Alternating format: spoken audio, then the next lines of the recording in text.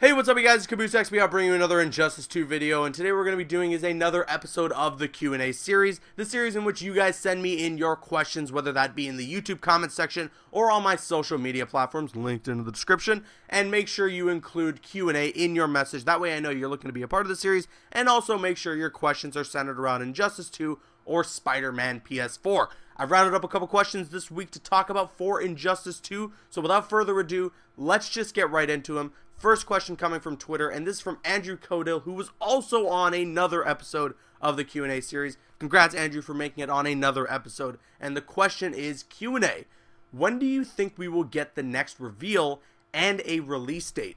Very interesting question, Andrew. Thank you so much for submitting it. And to be honest, while I can't give you a definitive answer, my optimistic answer is hopefully very soon. I mean, it seems like we are in a complete drought. The folks over at Reddit, I went to Reddit looking to see if there was any topics that I could bring up for Injustice 2 in a video, and all I am seeing is posts saying Injustice 2 drought, Injustice 2 drought. Finally, the drought is over, and the only reason they post that is because Ed Boon literally just tweeted the words Injustice 2. So yeah, we're in a bit of a drought. We haven't gotten any news lately at all for Injustice 2. Yeah, we've gotten a couple pictures here and there of Wonder Woman and her character design, of course, for the 75-year anniversary of the creation of the character of Wonder Woman. But besides that, we haven't gotten any reveals. We haven't gotten a definitive release date. We haven't gotten any information at all about Injustice 2 for like 3 weeks now. It's been a really long time, and I'm sorry that this is happening. I really wish that we could get some more reveals coming soon, and to be honest, brace yourselves for this, guys. Try to set your expectations a little low here. With as little as we've gotten revealed for Injustice 2, one of two things could happen.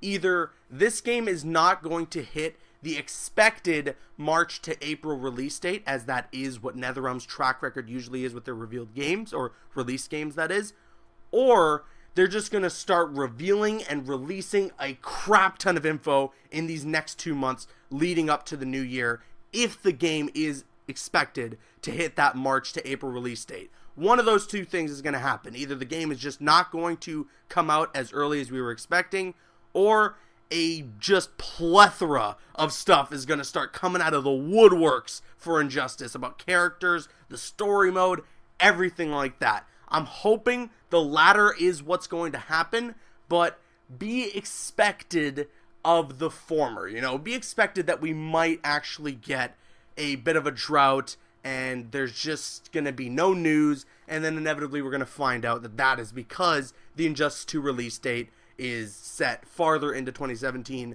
than many people are initially expecting. So thank you for your question, and I hope that answers it. Moving on to the next one, this comes from James Rowe on YouTube, and the question is Q&A.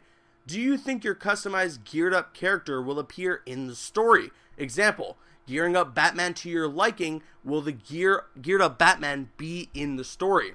That's a great question, and I'm going to say maybe, but I'm leaning more towards no, because what you can do with Injustice 2, I'd assume, if it's going to be similar to anything of the NetherRealm Studio released games in the past, like 4 years or so, is that you can just go and play online a crap ton and not even touch the story.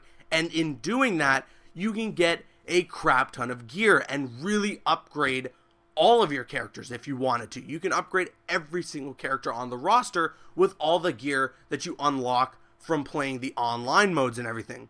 Then you can just go run into the story, and let's say if your Batman is frickin' P, his health is super high, he does a crap ton of damage, and then you play as Batman in the story and you carry over that gear, it's just going to be a breeze. It's going to be super easy to run through the story, even maybe on like the highest difficulty. But I also say maybe, because maybe there could be a feature in Injustice 2 that allows you to turn on the gear system for the story mode so that the opponent that you're facing will match your skill level based on the type of gear that you have for the character at the time.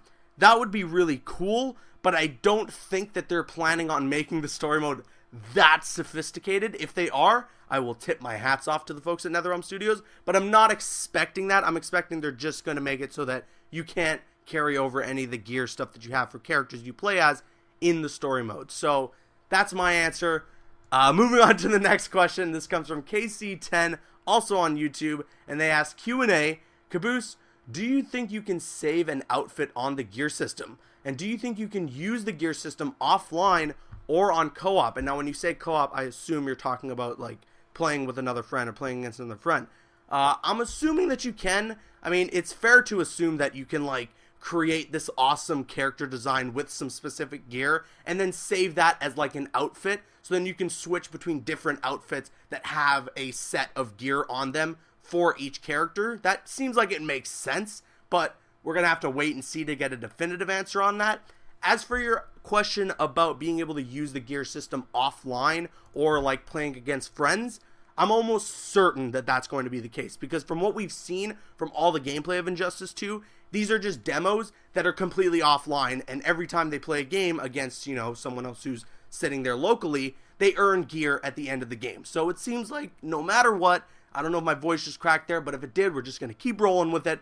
No matter what, you're going to be able to earn gear regardless of playing online or offline. So if that's the case, that's great. You can just go play offline and enjoy yourself and unlock gear and all that fun stuff.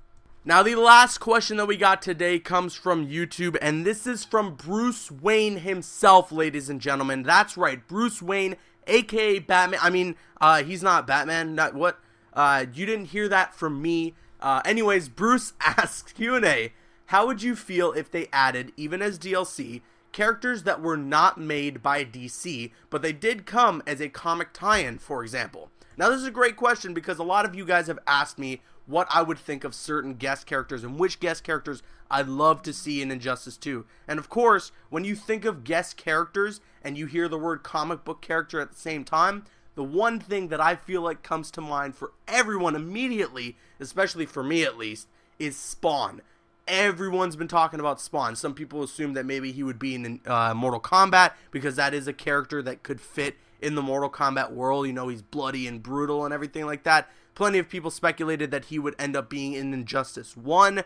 Todd McFarlane has talked up and down about how either NetherRealm or Warner Brother Games, one of the two, has the rights to Spawn and can use that character if they please. So everyone just keeps speculating when that time is going to come, when Warner Brothers or NetherRealm is going to be able to use that character of Spawn and how they're going to do it. And I am going to go out on a limb and say maybe now is the time, except I don't think Spawn is going to be a part of the main roster. I'm going to assume that he'll be DLC. They want the main roster to be all DC characters and characters that we are very familiar with from the comic books that are of the DC brand, and then they'll save characters like Spawn or something, for instance, as DLC, as that's going to be something that comes post-launch and everything, you know? So that's what I'm going to assume, and I am going to assume that Spawn would be a character, and that would be something that I would be very, very excited about. Spawn is something that we've all been clamoring about for a very long time, so